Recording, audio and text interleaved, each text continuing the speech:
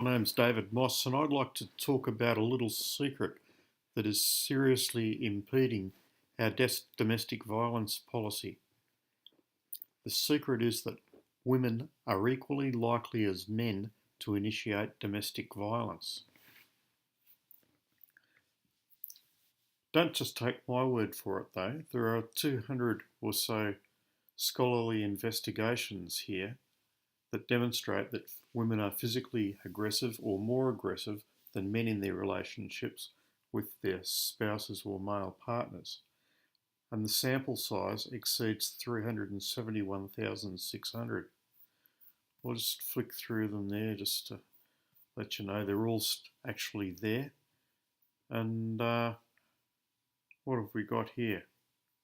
In a sample of 3,519 men and women, it was found that 18% were involved in domestic violence. Most violence, both mild and severe, was mutual. However, women were more likely than men to initiate both mild and severe violence. And that pattern is repeated throughout these 200 references. The problem that we have is that our current domestic violence policies centre only on preventing male-initiated domestic violence. And that misses out on half the problem. And to show exactly what that involves, let's take a look at this model. What we've got here is a spending model where we're spending 100% of our resources on suppressing male-initiated violence and nothing on female-initiated violence. And when we calculate that, we can see that the best we can hope for is to get rid of half of the injuries.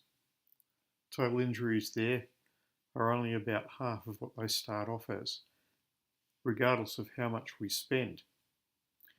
Now we can double the spending and calculate it again, and it drops down to 50% a little bit more quickly. We can double it again to 4, and we'll see that it'll drop down to the 50% mark there a little bit more quickly.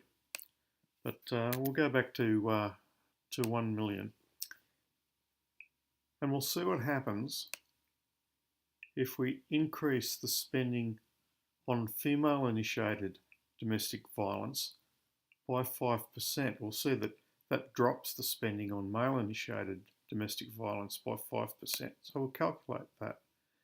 And we'll see when we do that, we can actually drop underneath that 500 injuries level. We can drop below 50% just by spending that extra 5%. Well, by moving that 5% of our funding to female-initiated domestic violence. Let's see what happens when we go about to 80% here and 20% on the female. We can now get it below 300, right down nearly to 200. And you'll find that the actual optimal is if you spend 50% on each. 50% of your funding suppressing male-initiated domestic violence and 50% on suppressing female-initiated domestic violence. We'll calculate that. And what a difference that makes. We can get it right down to 10%. And when we start to double our spend here in the spending column, we'll see that it happens faster and faster.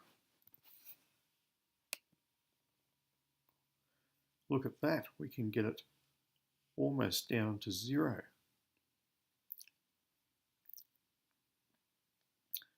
But if we spend all of our money on either male or female initiated domestic violence and nothing on the other,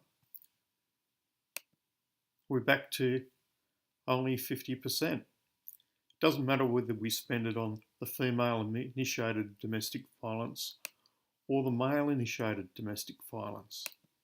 The outcome is the same. If we ignore half the problem, we only find that we get 50% of the solution. If we accept that males and females initiate domestic violence with equal frequency, we can drop the injury rate down to 0.